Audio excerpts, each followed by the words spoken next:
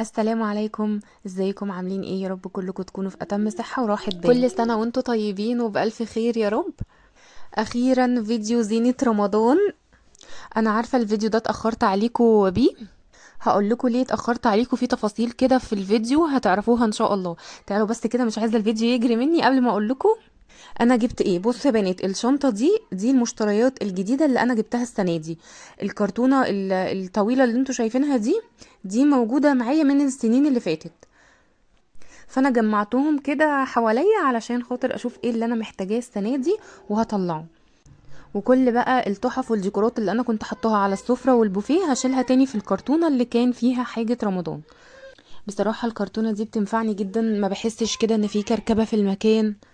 بتلملي كل حاجه، بشيل دول بقى وبحط دول او العكس، فبتلم الدنيا معايا. تعالوا بقى اوريكم المشتريات الجديده اللي انا جبتها. جبت الصينيه دي، حسيت شكلها كده سيمبل وما فيهاش الوان كتير. انا كان نفسي في صينيه رمضانيه بس ما تكونش مبهرجه قوي، يعني ما يكونش فيها تفاصيل كتير. فلقيت دي كده لونها فاتح وجميل، عجبتني. هي بلاستيك، سعرها كان عامل 20 جنيه. على فكرة كل الأسعار بتاعت الزينة حلوة جدا، مش غالية خالص بصراحة. أنا شايفة إن هي مناسبة. وجبت الستاند الخشبي ده اللي لونه جولد على شكل هلال ونازل منه فانوس كده متعلق. جبت الدورق ده برضو شكله حلو كده وبسيط. الدورق اللي عندي اتكسر، فبصراحة كنت محتاجة واحد.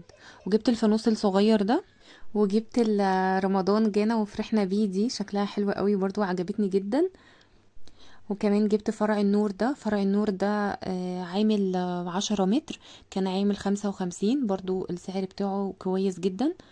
بالنسبة ان هو كبير برضو مش صغير، 10 متر. يعني حاسة ان هم حلوين هيكفوا معايا ان شاء الله. وجبت ده بالمتر كده، كان عندي قماش زايد.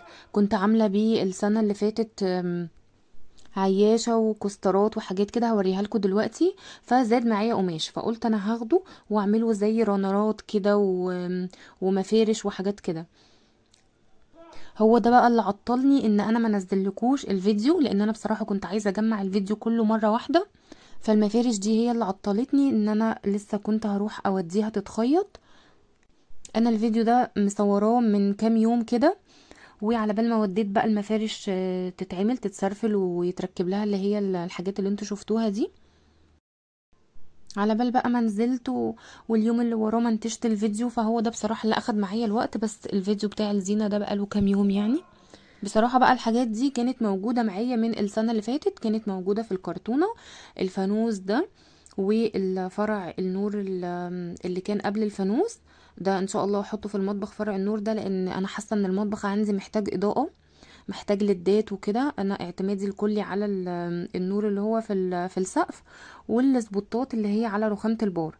فالاضاءة بصراحة معايا مش بتكون احسن حاجة يعني، او مش اللي انا عاوزاها. فعاوزة اعلي الاضاءة بقى وكده، فان شاء الله هحط النور ده، فرع النور ده. انا قلت كده احسن اوزع فروع النور، علشان حسيت ان الفروع كلها لو اتحطت في الريسبشن هتبقى عامله اضاءه جامده جدا. لان انتوا هتشوفوا دلوقتي او شفتوه بالفعل في اول الفيديو، في اللمبه دي اللي هي بتعمل الوان كتيره، وفي الفرع اللي انا حطيته على فحسيت بصراحه ان هيبقى فيه بهرجه كتيره قوي كده. فقلت لا خلاص، يعني خلي الفرع ده في المطبخ جوه. دي العياشه اللي انا كنت عاملاها من السنه اللي فاتت او اللي قبلها تقريبا. ودي برضو الكوسترات كنت عاملاها من عارفين الرول اللي هو بيتباع بالمتر ده اللي بيبقى فيه لزق منه فيه؟ هو ده انا كنت عامله منه الكوستر الكبير ده والكوسترات الصغيره. والفانوس اللي هو بيتحط عليه الحلويات والكلام ده برضو كان عندي من السنه اللي فاتت. والاذكار والمبخره اللي هي الصغننه الجولد دي. دي انا كنت وريتها لكم في المشتريات، كنت جايباها من الشهر اللي قبل اللي فات. فضمتها برضو مع بقية الحاجة بتاعت رمضان. قلت عشان يبقى كله كده مع بعض واعرف انا هحط ايه فين وهستخدم ايه والكلام ده. واخر حاجة بقى كنت هنسى اوريها لكم. دي اشكال كده رمضانية ماجنتيك بتتحط على التلاجة. قلت هجمع كده كل الحاجات اللي هتتحط في المطبخ وهجمعهم مع بعض وادخلهم المطبخ. تزيين المطبخ بقى بصراحة مش هلحق خالص ان انا اعمله في الفيديو ده. انا عايزة الفيديو ده ينزل لكم النهاردة لان خلاص كل سنة وانتم طيبين، رمضان بكرة. فقلت مش مشكلة، بكرة ان شاء الله هعمل لكم الحاجات بقى اللي احنا هنتسحر بيها والتجهيزات والكلام ده. هبقى احط لكم بقى التجديدات البسيطة اللي انا عملتها في المطبخ. يعني بصوا خلاص بكره رمضان وانا لسه ما عملتش اي حاجه خالص من التزيين اللي انا كان نفسي اعمله للمطبخ بصراحه. يعني المطبخ هو نضيف وكل حاجه، والتنظيفات اللي هي المفروض ان هي تتعمل قبل دخلة رمضان انا مخلصاها، بس لسه بقى الزينه لسه ما خلصتهاش. فان شاء الله هعمل الزينه مع شويه تجهيزات كده بسيطه كنت محتاجه ان انا اعملها. طبعا مش هعرف انسق اي حاجه واظبط اي حاجه طول ما التحف دي موجوده عندي، فقلت هظبط كده الكرتونه وارصهم اشيلهم هما الاول علشان الزحمه كده تخف من المكان واعرف بقى اشتغل بمزاج. بقيت بقى اعمل ايه؟ كل ما ارص تحفه في الكرتونه احط فاصل ما بينها، علشان طبعا لو لا قدر الله اتخبطوا ولا حاجه مفيش حاجه فيهم تتكسر. فكان زايد معايا قماش بقيت احطه كده على الاطراف بتاعه الكرتونه، علشان لو الكرتونه اتخبطت زي ما قلت لكم.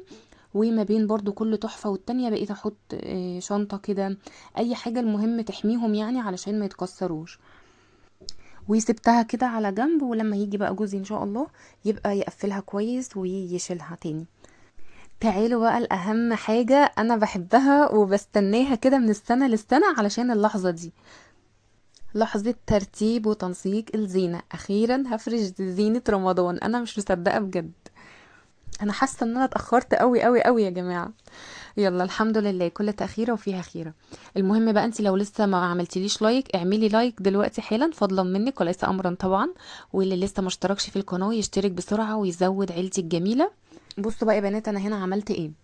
الصينيه دي بتاعت ايكيا، حطيت عليها الفانوس وحطيت عليها البوت بتاع الزرع ده، وكنت هحط التمريه. حسيتهم كده التلاتة مع بعض بصراحة، يعني التلات حاجات حجمهم ضخم فمش هينفع، لا حسيت ان انا عايزة حاجة تبقى اقل شوية في الحجم. فحطيت اللي هو المصحف ده، هو كريستال، انا بحب الكريستالات قوي. في اوائل سورة البقرة وسورة الفاتحة.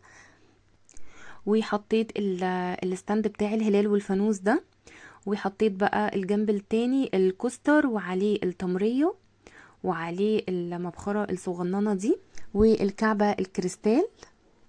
قولولي بقى التنسيقات البسيطة دي حلوة ولذيذة كده ولا ايه؟ انا عايزة اعرف رأيكم برضو، ولو في اي تعديلات بسيطة كده قولوها لي علشان اظبطها.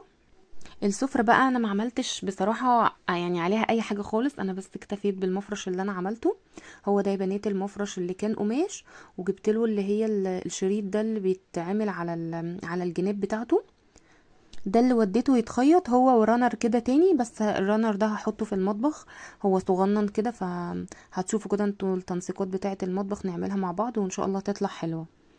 بصوا بقى كده الحركه دي قولوا لي رايكم فيها ولا لا. انا حاسه بصراحه ان هي مش بتليق على كل المفارش، حركه الكشكشه دي. انا حاسه ان المفرش وهو مفروض احلى. انتوا برضو قولوا لي رايكم. هحط عليه الفانوس ده دلوقتي. انا لمعت الفانوس كده بالجلانس ده يا بنات، بتحط عليه الحلويات بقلاوه بقى، زلابيا، بلح الشام، الكلام ده. بس طبعا ما بيتحطش عليه مباشره لان هو ما بيتغسلش، يعني مش بيتغسل بقى بسبونشه وتحت الميه والكلام ده علشان ده خشب. فانا بحط له ستريتش راب كده من تحت، وكمان لما بحط الحلويات بقفلها بستريتش راب بحيث برضو ان مفيش اي حاجة تيجي عليها كضمان، يعني ان الاكل يفضل نظيف. والتيبلز دي كنت حطاها هناك جنب الشباك، حطيتها كده جنب كرسي الانتريه، وحطيت لها الرانر ده والجنبها الاتنين الكوشنز دول. وفنانيس ده بقى اللي ممكن بقى نحط بقى فيه اي حاجة، هو زي التمرية كده بيشيل اي حاجة.